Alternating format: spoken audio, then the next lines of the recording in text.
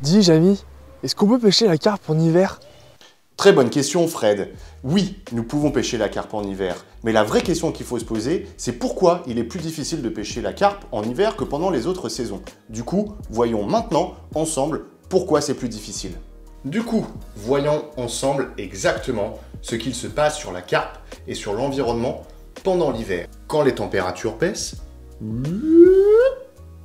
ça va avoir un impact très fort sur l'environnement, c'est-à-dire l'eau, mais sur la carpe. Car il faut le savoir, la carpe est un poisson à sang froid. Ça signifie quoi? Ça signifie que la baisse des températures va avoir un impact sur son métabolisme. Son métabolisme, c'est simplement son corps et comment elle va se comporter. Le premier effet, ça va être sur les intestins. Les intestins de la carpe, en hiver, vont être au ralenti. Ce qui veut dire qu'elle va moins s'alimenter, ou très peu. Il va lui falloir le strict nécessaire pour rester en vie. Seuls les gros spécimens vont garder un rythme d'alimentation un peu plus soutenu, ce qui va du coup favoriser vos chances de prendre des plus gros spécimens. Le deuxième point sur lequel ça va jouer, ça va être au final le comportement même de la carpe, c'est-à-dire ses mouvements dans l'eau. Si elle s'alimente moins, elle va avoir moins d'énergie. Du coup, elle va moins voyager dans les couches d'eau et elle va plus avoir tendance à rester stagnante dans le fond de l'eau. Oui, dans le fond de l'eau, parce qu'on arrive du coup au nouveau point qui est en fait que le froid va avoir un impact sur les différentes couches d'eau du point d'eau sur lequel vous allez pêcher. Avec l'hiver, les couches supérieures de l'eau vont être beaucoup plus froides, ça explique pourquoi du coup ces parties-là gèlent et les parties plus en profondeur vont être plus chaudes. Du coup, les carpes auront tendance à aller dans les couches profondes, se noyer un petit peu dans la vase pour être dans les couches plus chaudes pour elles, où elles vont pouvoir avoir de l'alimentation, très peu d'alimentation nécessaire pour leur survie et des conditions plus agréables qu'en surface. Du coup, vous pouvez adapter votre pêche et on va le voir ensemble avec les 5 conseils pour maximiser vos chances de pêcher la carpe en hiver. Let's go! Bonjour à tous, on se retrouve aujourd'hui pour 5 tips en anglais, 5 astuces pour vous, pour maximiser vos chances de prendre du poisson au bord de l'eau. Allez, on est parti. Pour le premier conseil pour pêcher la carpe en hiver, et là, vous pensez que je vais vous donner une petite astuce sur le montage ou sur l'amorce? Pas du tout, ça c'est à la fin. Hein, donc fais monter un peu notre watch time. On va mettre les bonnes astuces à la fin de la vidéo. La première astuce qu'on vous propose, c'est de bien sélectionner votre lieu. Et aujourd'hui, on se retrouve où? Ah, miracle! Sur ce fameux étang de la vidéo feeder, que si vous n'avez pas vu, ça se passe ici. Allez, générique!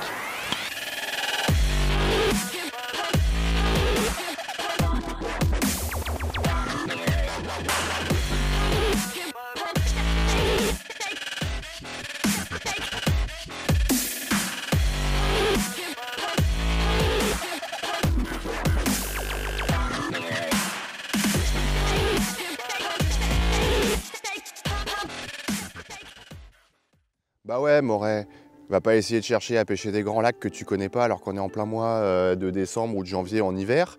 Reste là où tu connais. C'est là le cas avec cet étang qu'on connaît bien avec Tib. Pourquoi? Parce que si tu as suivi l'introduction à la CEPA sorcier, tu t'es bien rendu compte qu'en hiver, en fait, il y a un impact sur les poissons et ils ont un comportement qui est différent de ce qu'il va avoir en été, au printemps ou en automne. Du coup, pour maximiser tes chances, reste à un endroit que tu connais bien, où tu connais les spécimens qui sont dans l'eau. Et du coup, c'est un premier conseil pour toi pour pouvoir prendre du poisson.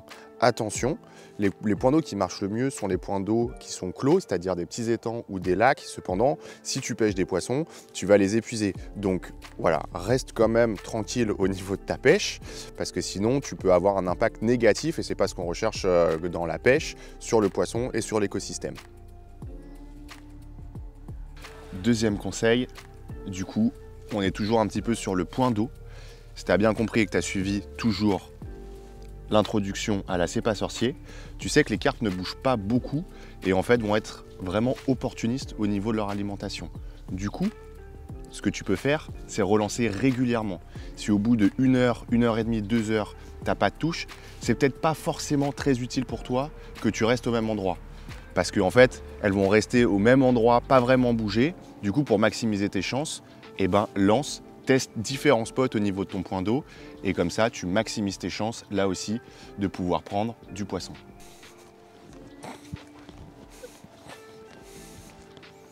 Troisième conseil, toujours pas du coup ni des lignes ni de l'amorce, mais c'est bien le matériel et notamment les habits. Pourquoi? Parce qu'en hiver, on est dans des conditions qui sont rudes et du coup, c'est un peu deux salles, deux ambiances. Vous avez déjà et tu as déjà le point d'eau qui est une salle avec le comportement des carpes qui va vraiment être particulier, mais tu as aussi ce qui se passe sur la terre ferme et ton mental. Parce qu'en fait, si tu n'es pas bien équipé, tu vas vite avoir froid et en fait, en gros, tu vas un petit peu gâcher ta session de pêche. Du coup, on ne va pas rentrer dans le détail vraiment de ce qu'il te faut pour des sessions longues. Là, on est sur une session courte, juste pour la journée. Et les conseils qu'on peut te donner, le conseil que je peux te donner, c'est de venir préparer. Du coup, préparer, ça veut dire quoi? Ça veut dire qu'il te faut vraiment un ensemble pour pouvoir rester, comme on te l'a dit, dans des températures proches de 0 degré, parfois moins. Du coup, il te faut quoi? Il te faut des sous-vêtements thermiques. Là, pour le coup, nous, on est parti sur des sous-vêtements thermiques de chez Uniqlo, mais bon, on est dans un pays libre, donc tu fais ce que tu veux et tu achètes vraiment ce que tu veux. Mais pense à avoir des sous-vêtements thermiques, ça va vraiment t'aider. Il te faut potentiellement des pantalons, et là pour le coup pas besoin de dépenser des fortunes, tu peux simplement prendre un pantalon de ski chez Decathlon, les premiers prix sont à 20 €, ça va te protéger à la fois du froid mais ça va te protéger aussi parfois de la pluie ou même de la neige. Pareil au niveau du haut, tu peux prendre un manteau de ski qui va te protéger là aussi du froid et de la pluie, et le plus important je dirais pour la pêche, c'est vraiment au niveau des pieds. Pourquoi? Parce qu'en fait, tu vas être en contact avec le sol. Le sol, il est très humide, il est très froid. Et c'est la première chose, étant donné que c'est une extrémité, que tu vas ressentir. Du coup, je te conseille vraiment de prendre des bonnes chaussettes, des chaussettes qui sont faites pour l'hiver. Et là, tu vas pouvoir passer une journée un peu au calme. Si tu veux, tu peux aussi t'amener un petit thermos avec du café. C'est toujours bien de boire une boisson chaude quand on reste comme ça la journée ou plusieurs jours au bord de l'eau. Quatrième conseil, là, on rentre dans le vif du sujet, on parle montage. Tu as bien fait de rester jusqu'au bout. Du coup, moi, le conseil que je vous donne pour la pêche en hiver de la carpe au niveau du montage, c'est premièrement d'adapter votre bas de ligne et d'avoir un bas de ligne relativement court. Là, on est sur quelque chose autour de 10 à 15 cm maximum. Pourquoi? Parce que comme vous l'avez vu dans l'introduction, si vous ne l'avez pas vu, vous pouvez retourner au début de la vidéo, c'est très important. Le comportement des carpes en hiver, il est particulier. Il est lié à la température, donc elles vont être un petit peu en léthargie, c'est-à-dire qu'elles ne vont pas naviguer au niveau du plan d'eau comme elles le feraient pendant des saisons un peu plus chaudes. Et du coup, si elles prennent votre rêche, et on le verra sur le cinquième conseil, ce que je vous propose, donc restez jusqu'à la fin de la vidéo, elles vont le prendre en bouche et en fait elles vont pas forcément aller faire un run incroyable, elles vont se déplacer tout doucement. Du coup, si vous avez un bas de ligne beaucoup plus court, vous maximisez vos chances de piquer le poisson. Donc ça, c'est une première chose. Entre 10 et 15 cm, après vous adaptez. Je ne suis pas la science infuse, je ne vais pas vous dire exactement ce qu'il faut faire, il faut que vous testiez et voir ce qui marche. Pour nous, ça marche. Deuxième chose, comme je disais dans le conseil numéro 3, la pêche de la carpe en hiver, ça se passe surtout dans la tête, c'est le mental. Il faut que vous ayez confiance dans votre matériel, il faut que vous ayez confiance dans votre montage, il faut que vous ayez confiance dans l'amorce que vous utilisez et dans l'èche que vous utilisez. Du coup, moi ce que je vous conseille, c'est de partir sur un montage qui fonctionne bien avec votre type de pêche. Là, moi j'ai un montage très simple, avec un cheveu sur lequel je vais sûrement mettre une pop-up, on le verra sur le prochain conseil. Je vais venir sûrement l'équilibrer avec un petit peu de pâte plombée pour avoir quelque chose décollé du sol, mais vous pouvez faire ce que vous voulez. La seule chose qu'il faut quand même garder en tête, c'est d'avoir un montage très agressif parce que vous allez avoir moins de touches, du coup il va falloir quand même maximiser du coup les peu de touches que vous allez avoir. Et du coup, je suis venu mettre un kicker, qui est cette petite partie en plastique, pour vraiment donner une inclinaison à mon hameçon pour du coup favoriser et maximiser les prises et la pique dans la lèvre des carpes. Donc voilà, c'était le quatrième conseil que je vous propose pour la pêche de la carpe en hiver. Cinquième conseil, là on arrive sur du lourd, on arrive sur ce que vous attendez tous, c'est-à-dire l'amorce qu'il faut utiliser en hiver pour pêcher la carpe. L'alimentation, c'est un point essentiel. Vous avez vu en introduction, le comportement des carpes, il change beaucoup avec la chute des températures et en fait, tout ce qui va se passer dans les intestins de la carpe va du coup avoir un impact sur l'amorce qu'il va falloir utiliser et l'èche qu'il va falloir utiliser. Moi, ce que je vous propose de garder en tête, c'est trois éléments. Trois éléments simples qui vont s'afficher juste ici. Le premier, c'est la quantité. La quantité doit être mesurée dans la pêche de la carpe en hiver. Il ne va pas falloir amorcer comme des fous, il va falloir que ça soit raisonnable et en fait, il va falloir penser à la carpe et à son alimentation en hiver qui est en fait très faible par rapport à ce qu'on peut trouver d'habitude avec des températures plutôt chaudes autour de 20 degrés. Donc voilà, premier point, quantité. Deuxième point, ça va être l'effet visuel. Donc c'est mon deuxième conseil, c'est d'avoir quelque chose qui se démarque sur le sol, qui va créer l'envie à la carpe d'aller voir ce qui se passe du côté de votre amorçage et de votre rêche. Et le troisième point, c'est le côté attractant. Donc c'est en fait quelque chose qui va être très attractant parce que d'habitude la carpe ne vient pas forcément s'alimenter pendant l'hiver ou très peu. Du coup, le pouvoir attractant de votre rêche et de votre amorce va avoir un rôle considérable sur les chances de récupérer un poisson à la fin de la journée ou à la fin de votre session. Donc moi, ce que je vais faire aujourd'hui avec vous, c'est que je vais vous présenter l'amorce et lèche que je vais utiliser aujourd'hui qui vont respecter ces trois grands points que sont quantité, effet visuel et attractivité. Donc ce qu'on va utiliser dans un premier temps, c'est des pelets de toute petite taille pour respecter ce premier point de quantité, qui vont être orange pour l'effet visuel et qui du coup vont être au Scopex pour l'effet attractif. Je vais rajouter à ça des bouillettes à la mandarine pour avoir en fait un mix relativement fruité, quelque chose qui est en cohérence avec ce que je recherche. Je vais les crocher pour faire des toutes petites particules et ensuite je vais simplement les rajouter à mon amorce pour créer quelque chose du coup toujours en relation avec ces trois grands points que sont attractivité, visuel et quantité. Petite astuce, petit conseil que je vous propose, là c'est carrément du homemade, c'est en fait une petite décoction que j'ai fait en mélangeant quoi? En mélangeant de la vodka avec du sirop de sucre ainsi que des Scopex, enfin des pelets Scopex. Pourquoi? Parce qu'il faut savoir que les carpes raffolent particulièrement de l'alcool.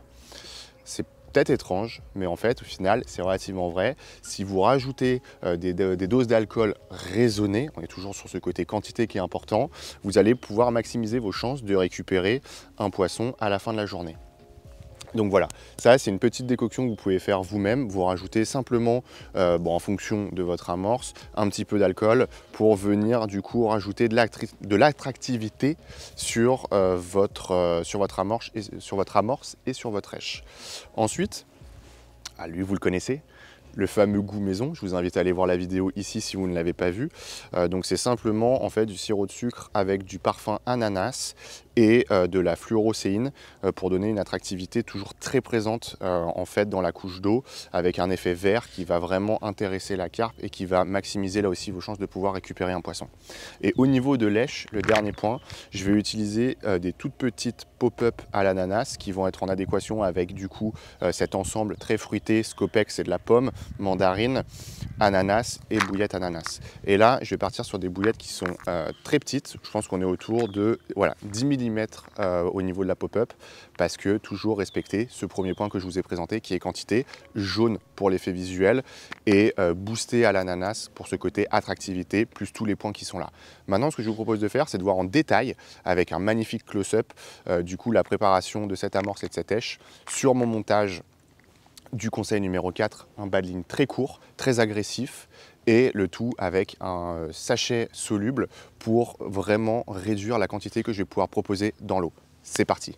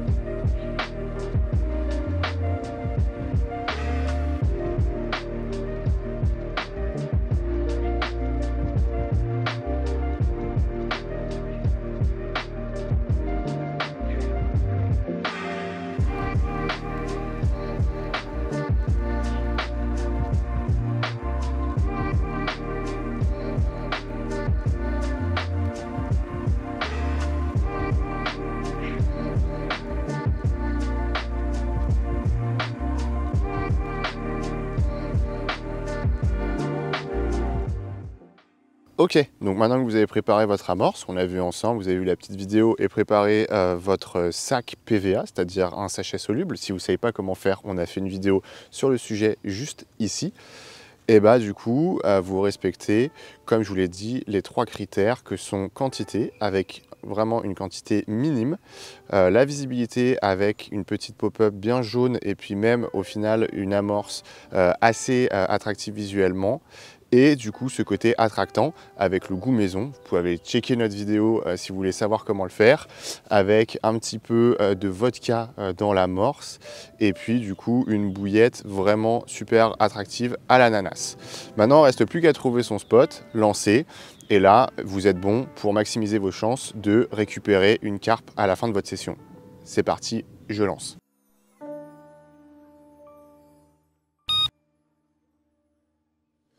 Et voilà, on arrive à la fin de la vidéo sur les 5 conseils et astuces pour maximiser vos chances de prendre des carpes en hiver. J'espère que la vidéo vous a plu. Du coup, qu'est-ce qu'on retient? Ces premiers conseils, vraiment réfléchir à son lieu de pêche et pour vous d'aller sur des endroits que vous connaissez. Deuxième point, c'est de relancer régulièrement pour du coup trouver là où les carpes sont. Troisième conseil, c'est vraiment le matériel et les habits, sous-vêtements thermiques. Pensez bien également aux chaussures, aux chaussettes.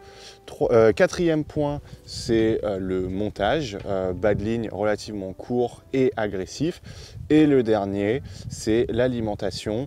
Soyez raisonnable sur les quantités, soyez attractif au niveau du goût et visuel au niveau de ce que vous proposez. Voilà. Petit jeu pour la vidéo, calculez le nombre de fois où j'ai dit maximiser vos chances de prendre une carpe dans cette vidéo et vous gagnerez notre respect éternel.